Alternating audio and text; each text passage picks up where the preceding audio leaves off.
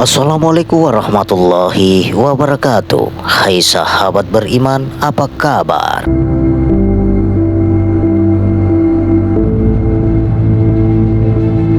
Segala puji bagi Allah yang telah memuliakan anak cucu Adam, yakni manusia, dan memilih dari jumlah manusia itu sejumlah ulama-ulama. Dan Allah juga memilih dari golongan itu mereka yang zuhud, yaitu para ahli hikmah dan para ahli karamah.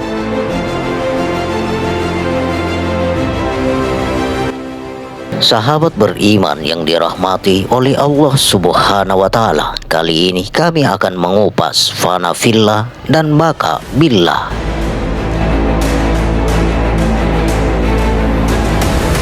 Golongan insan yang ahli itu adalah insan yang hatinya senantiasa suci daripada segala sesuatu hal selain dari Allah Subhanahu wa Ta'ala.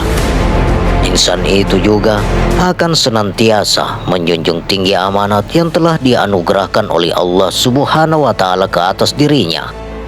Untuk ia tidak menceritakan kepada sesiapapun saja akan segala hal-hal yang telah dialaminya selama di dalam proses perjalanan rohaninya. Maka ia juga akan senantiasa saja menjaga berbagai-bagai hal yang dapat menghalanginya daripada Allah Subhanahu wa Ta'ala. Di samping itu, karena insan tersebut telah mencapai makam baka, maka adalah wajib baginya untuk kembali menerapkan syariat Muhammad Rasulullah dengan menunaikan akan segala perintah dan larangan yang telah pun ditetapkan di dalam syariat, senantiasa menegakkan kebenaran dan melayani keadilan, serta senantiasa bertindak dan berlaku profesional di dalam memenuhi segala hak dan kewajibannya, sehingga ia kekal bersama-sama Allah Subhanahu wa Ta'ala atau baka billah, yaitu sebuah makom yang akan didamba-dambakan oleh kesesama para pejalan salih. Di dalam ilmu tauhid, ianya dikenal dengan dua jenis makom. Yang pertama, makom fana, yaitu memandang dan bermusyahadah tentangnya 4 perkara, yaitu 1. Tauhidul af'al, 2. Tauhidul asma, 3. Tauhidul sifat, 4. Tauhidul sat. Adapun makom baka, yaitu terdiri daripada syuhudul kasrah fil wahdafil, yang artinya memandang yang banyak di dalam yang satu, dan syuhudul wahda fil kasrah, yang artinya memandang yang satu di dalam yang banyak. Makom baka itu adalah lebih tinggi dan lebih mulia daripada makam fana, karena makam fana akan binasa dan lenyap di bawah ahdiah Allah. Sedangkan makom baka adalah makom yang akan tetap dan kekal di dalam wahdiah Allah.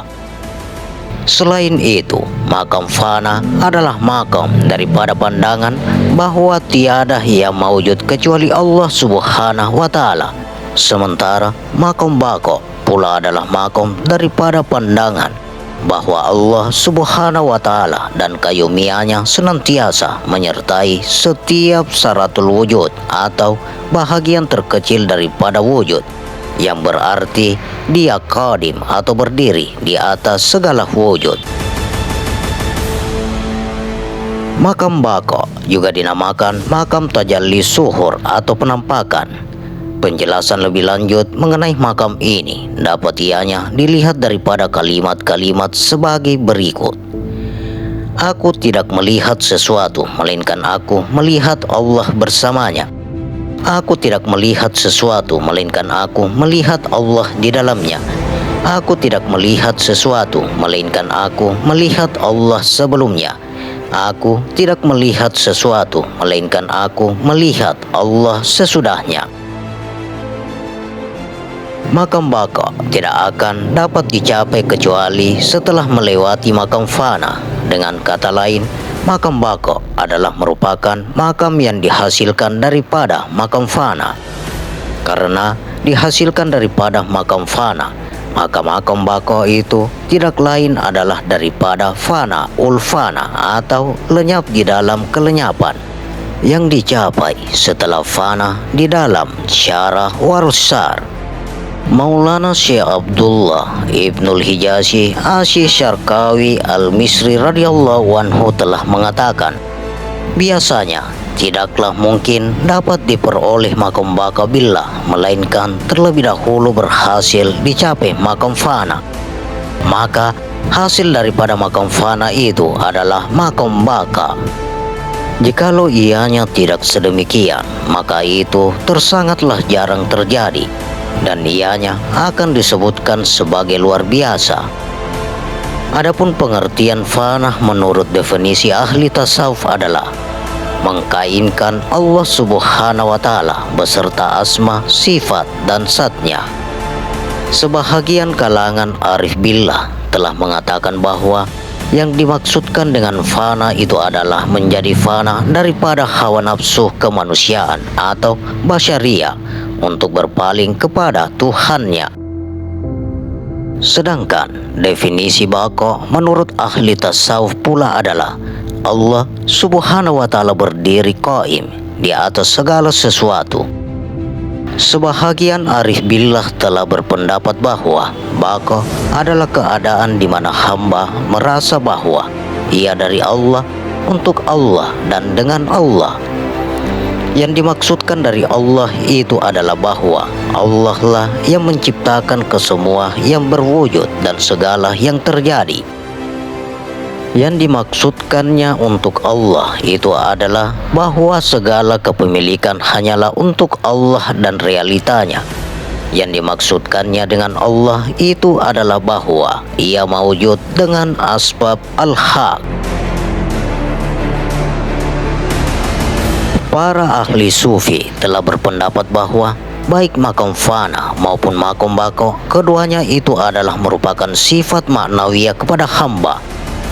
Di antara keduanya itu, salah satunya menjadi penyebab lahirnya yang lain, yaitu makom fana menghasilkan makom bako.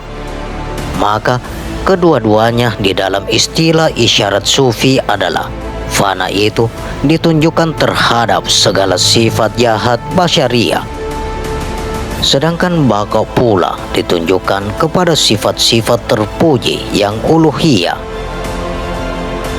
Para sufi juga mengatakan bahwa fana dan bako itu mengandung nilai-nilai keikhlasan wahdaniyah atau keesaan dan merupakan bentuk pengabdian yang sejati. Bentuk-bentuk pengabdian selain daripada keduanya itu dapatlah dianggapkannya sebagai sesat dan sinting.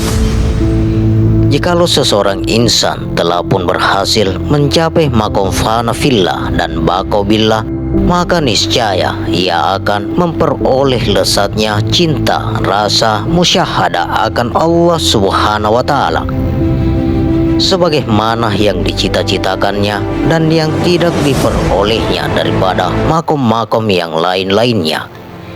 Maka pada hakikatnya insan itu sudah pun sampai pada derajat insan yang siddiq, yakni insan yang didekatkannya kepada Allah Subhanahu wa Ta'ala atau muqarrabin, sehinggalah ia menjadi ahli tauhid yang sebenar-benarnya, dan kemudian disebutkan pula sebagai arif billah yang sejati ataupun waliullah.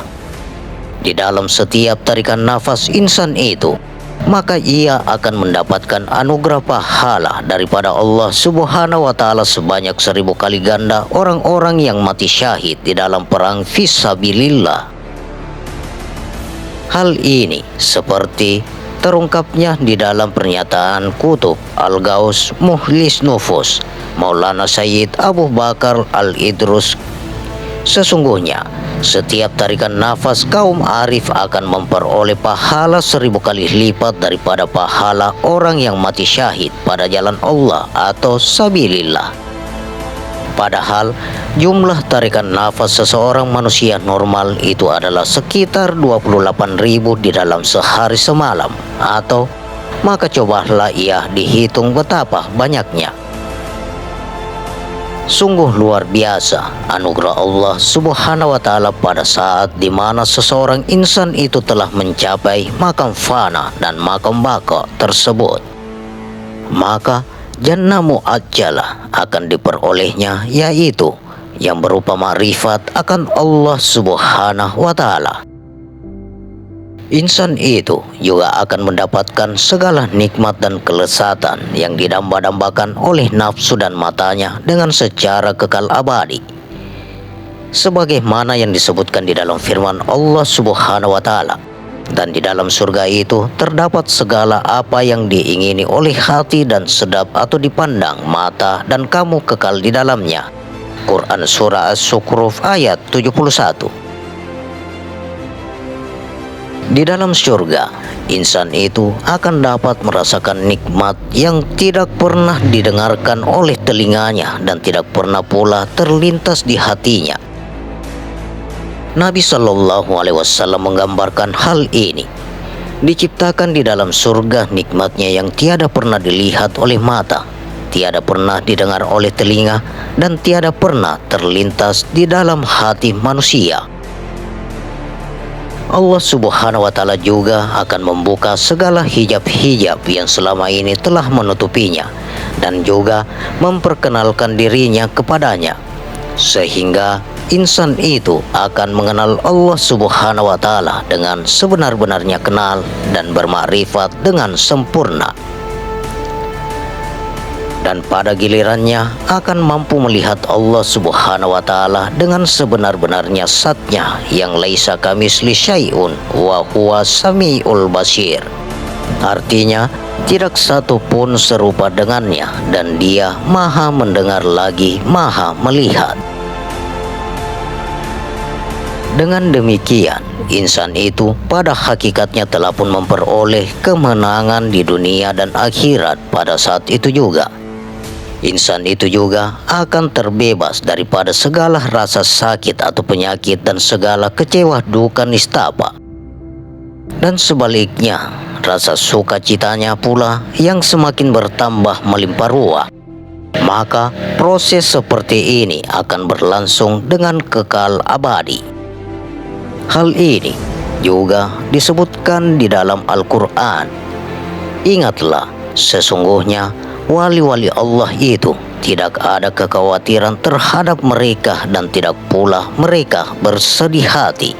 Quran Surah Yunus ayat 62. Demikian sahabat, fana fillah dan baka billah. Bagaimana pendapat Anda? Silakan share pendapat menarik Anda pada kolom komentar. Semoga video ini bermanfaat dan bisa menambah keimanan dan ketakwaan kita kepada Allah Subhanahu wa Ta'ala, dan tentunya kita semakin cinta kepada Rasulullah Sallallahu Alaihi Wasallam. Terima kasih untuk sahabat-sahabatku yang telah menonton video ini. Sampai berjumpa kembali di video berikutnya. Wassalamualaikum warahmatullahi wabarakatuh.